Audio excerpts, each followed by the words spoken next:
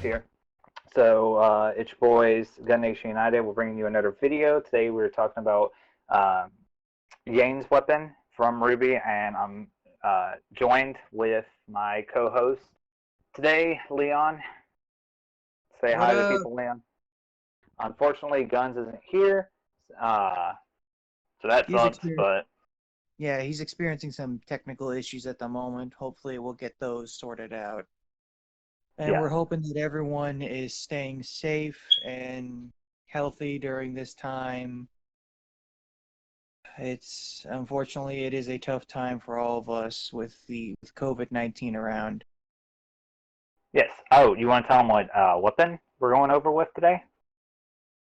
Now, I'm pretty sure my co-host Creeder here has already told you, but we will be going over Yang from Ruby's weapon, her Ember Celica. Now, if you guys Yes. don't know, they're literally a pair of gauntlets that Yang uses that, with a nifty little feature, can fire, in the close comparison, shotgun shells, if we're being honest.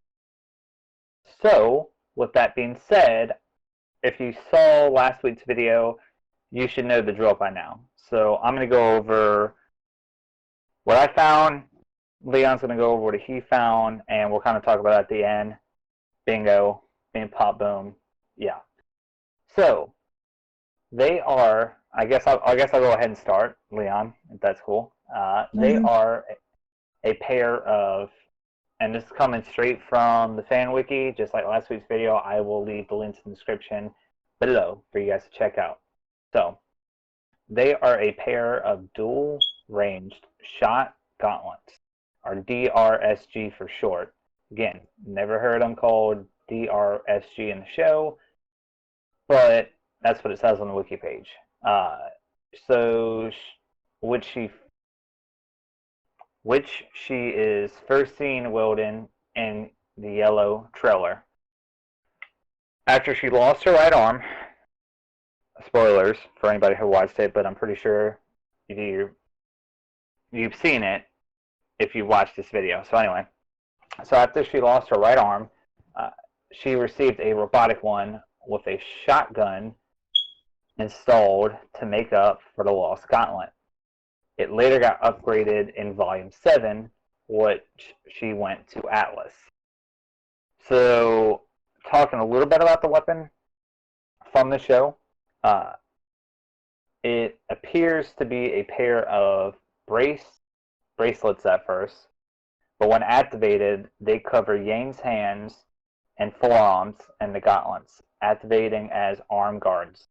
The gauntlets have a golden yellow color, and shells inside are red and orange.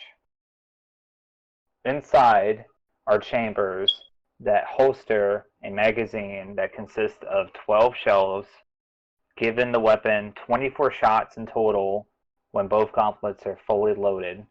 A silverish gray barrel is concealed in front of the gauntlet, aligns between the knuckles and the index and middle finger.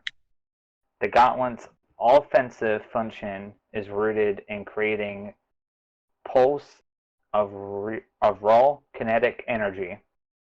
They emit flashes of light resembling explosives or flames, and are capable of knocking enemies back great distances.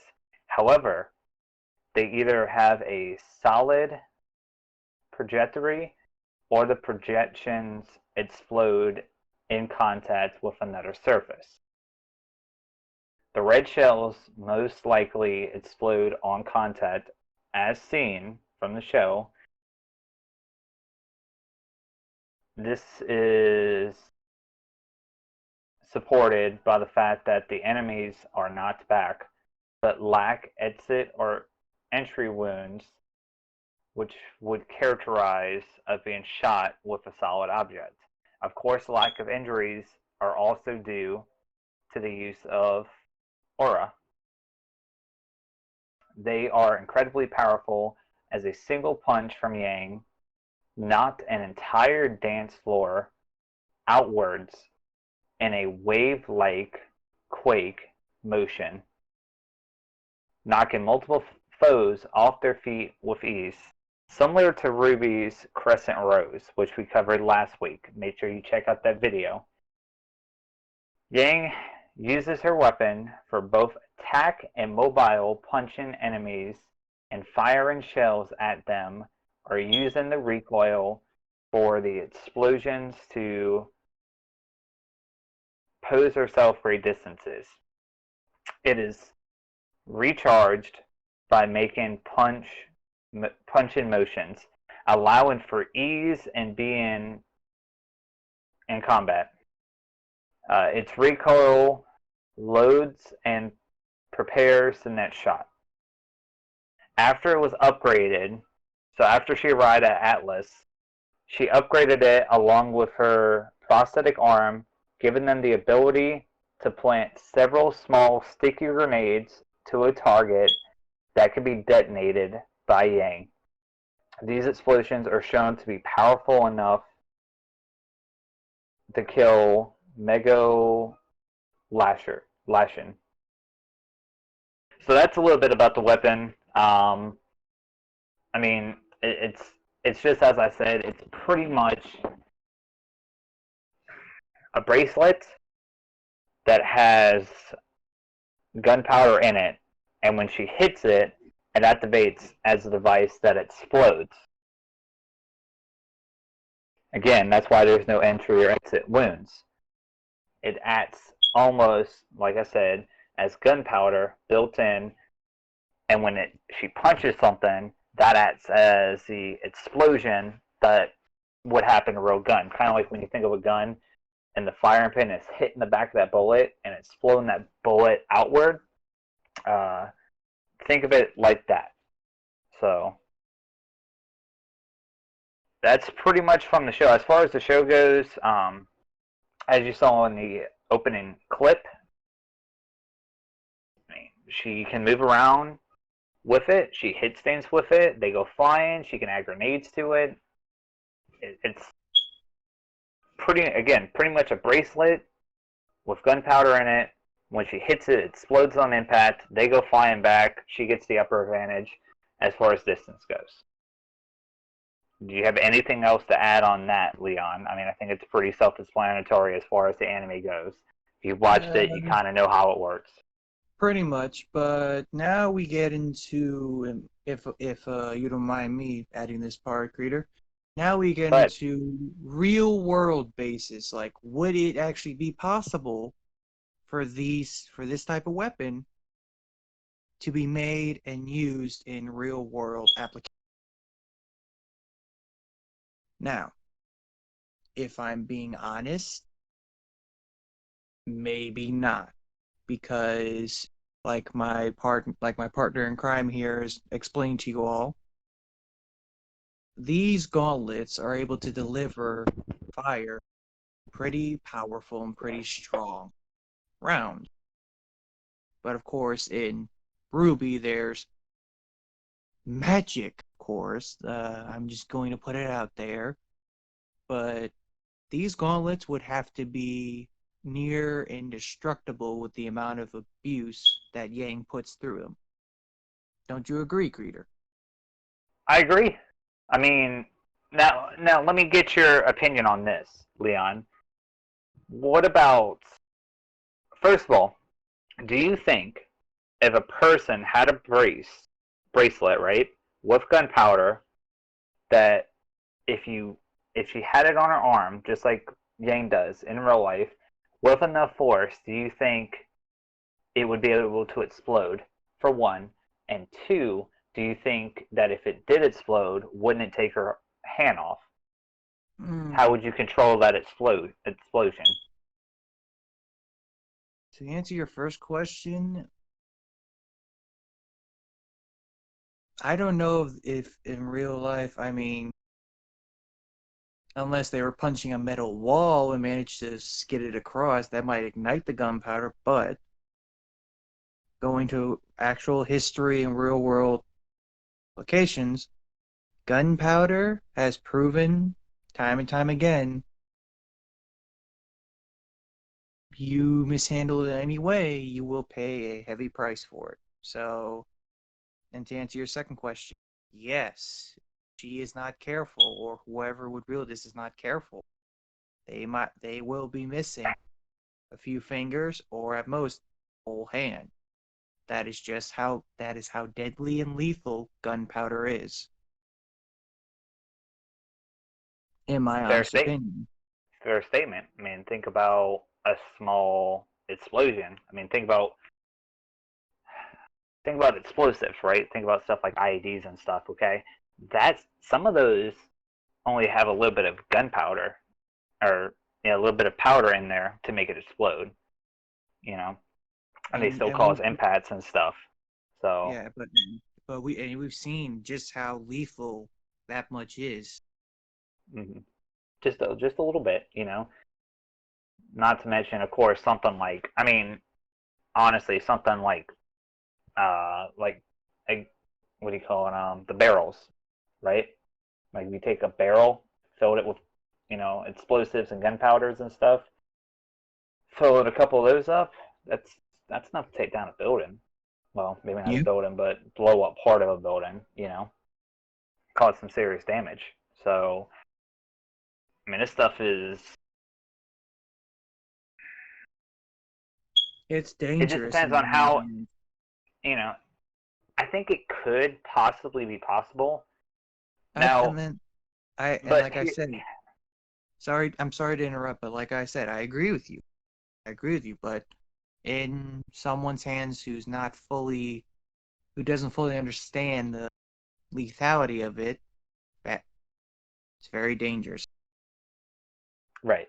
So to have it as the show, I'm going to go ahead and say no because it would take off your arm. I mean, I don't see any way to control the direction of the explosion to where it's not either taking off your arm or it's not coming back at you. And I Uh, and but yeah, and I agree with you because the only possible way to do that would be to have like some sort of protection, but you could, but in real life, the way it looks, that would be those would be some heavy weapons if made out of all metal, and if we're talking strong metal, at most titanium. mm-hmm. That, but still, even if that metal at times is lightweight, Right. that's that's still heavy. And the way she moves in the show, I mean, in real life, you not unless you trained your body to peak physical condition, would you be able to move like that. And Mm-hmm. but if going back to the firepower, you mentioned that there were parts where there'd be flames with certain rounds, right? Yes. So just like one more thing to add in. Let's scale that to the closest real life round. If I'm correct, Creator, the only closest round would be the shotgun round of Dragon's Incendiary, correct? Mm-hmm. Well, yeah, And because me, you, and Guns talked about this earlier today. I mean, but anyway, yeah. Continue your point. I'm sorry. all I was gonna say is, and you having some experience in guns and weaponry, would you Mm-hmm. mind explaining to our viewers just how lethal and dangerous Dragon's Breath is? I mean, I don't think I really need to explain it. It's dangerous, but since you brought it up, why don't you go ahead and explain it?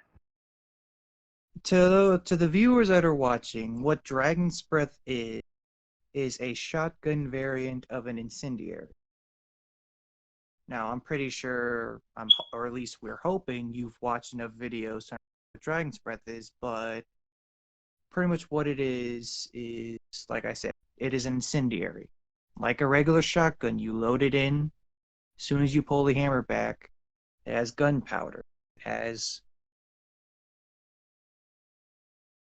Yeah, plain and it's simple, is it's dangerous. right. Here, Literally, let me you get, yeah, here. go Let me ahead. just read off a couple lines in case people don't know.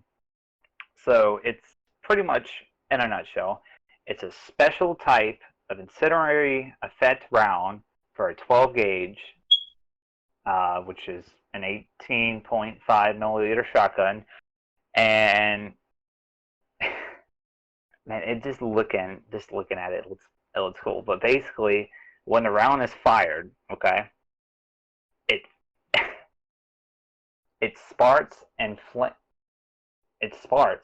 flames can shoot out to about 100 feet, and for everybody else in the world, that's about 30 meters. Now, and Although hang on, there are some sources that claim it extends to 300 feet or 91 meters.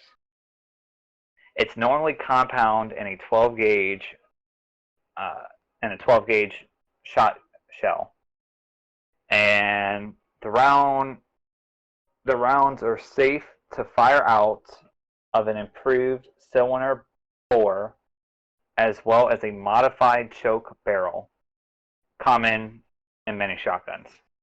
So think about, I guess the best way to describe it is thinking about how a dragon shoots out fire in their breath, but instead of it coming out of the dragon's breath, it's coming out of a shotgun. now, to add in, reader, you take away the shotgun itself, and then we bring up the Ember Celica. You've just improved just how dangerous it is. Because with the shotgun, you have the safety of the barrel being away from you, allowing you to control where it goes. You take away that barrel, you take away the shotgun in general, and you bring that into a portable gauntlet with a very short barrel. That is dangerous. It is dangerous, yeah. I mean, again, first of all, it brings up the kinetic energy, and I'm not a scientist, so I'm not going to sit here and say I know exactly how that would work out. But think about this, okay? You have to think about the firing power. So if me and Leon are right next to each other, and I have all this impact coming out of the small mass out of a brace, right? So essentially, I have to walk up and punch him, right? So my fist is coming back, and the force is coming towards him. But even that force coming towards him, I don't know if that would be enough to have all that impact go straight towards him. I don't know. I mean, I'm not going to sit here and lie. I honestly don't know. What I do know is I don't think it does, because even though I'm swinging and punching him, right? Okay, I just read it. It shoots up anywhere between 100 to 300 feet. Yeah, 100 to 300 feet. So, is that enough force to be able to project it towards somebody? I don't know. Plus, I wouldn't want to put those rounds in a brace and have it shoot out of my hand. Of course not. Neither would I, because you make one wrong move, you can definitely be giving yourself Well, first of all, some third-degree burns.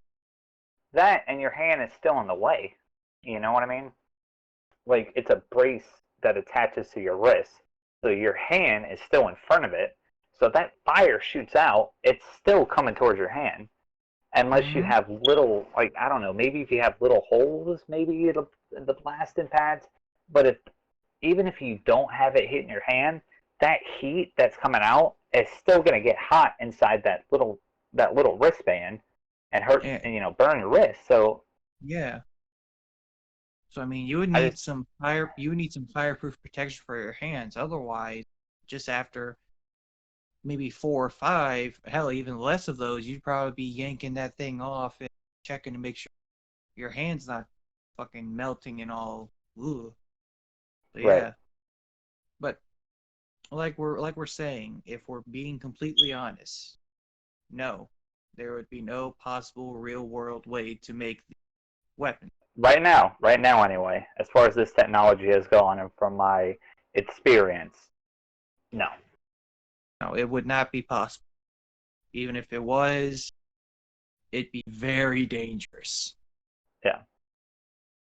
just the amount of, again, like being able to control it, not being able to, not having it hit your hand, the heat from the brace hitting your wrist. It's just a lot of factors like that you have to consider. There's I mean, too many negative factors and too many negative variables to add in. Too much of a risk. right. And again, I mean, you have a shotgun, right? Mm-hmm. That 12 gauge shotgun that's 18 and a half milliliters by 70 milliliters, somewhere around there. Yeah, as far as the Mm-hmm. shell goes. As So, far as and then the length of the barrel that is coming out. I mean, you have some distance coming out there. This, you don't have anything. You don't have any barrel. You don't have anything like that. It's just straight coming out of basically coming out of your hand. You know what I mean? Like, how are you going to accumulate for that distance where the bullet travels through the barrel and then comes out for Mm-hmm. safety? And even then, it's still not safe. I mean, Yeah. you can't just go to a gun range and, I mean, at least not around here. You can't go to a gun range and just be like, oh yeah, I'm gonna shoot some dragon's breath. They might look at you like you're a little bit crazy and ask you to leave. Or they might just pull a gun on you. But regardless, like, no, that it wouldn't happen like that. So, I mean, I really Yeah. can't think of any way to be able to do it. I mean, the closest thing would be dragon's milk or dragon's breath on your wrist, but I just don't That see would. it. And I agree, Peter. But that's the thing. That would be one stupid idea. It would. So unfortunately, folks, like we both said, no, it would not be possible currently to make these weapons. Well, we covered last week it would be possible to make RWBY's weapon. Yang's weapon here, it wouldn't be possible at this moment. So,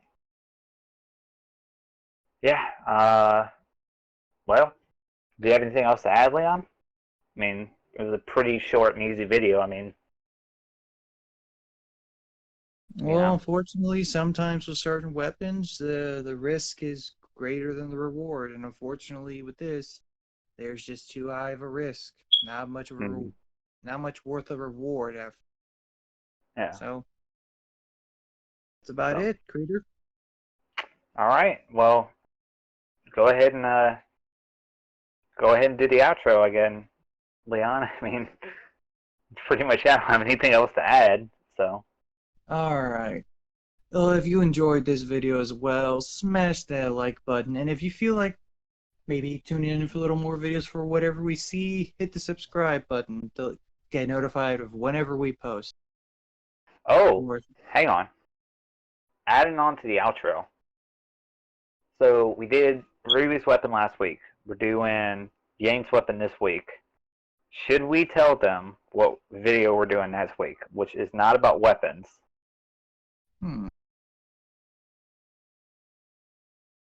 I think we can give them just a little hint, but wouldn't want to spoil the surprise. So we've been actually working on this video for a while. It's probably been, shoot, it was while we were doing our first episode of our podcast, actually.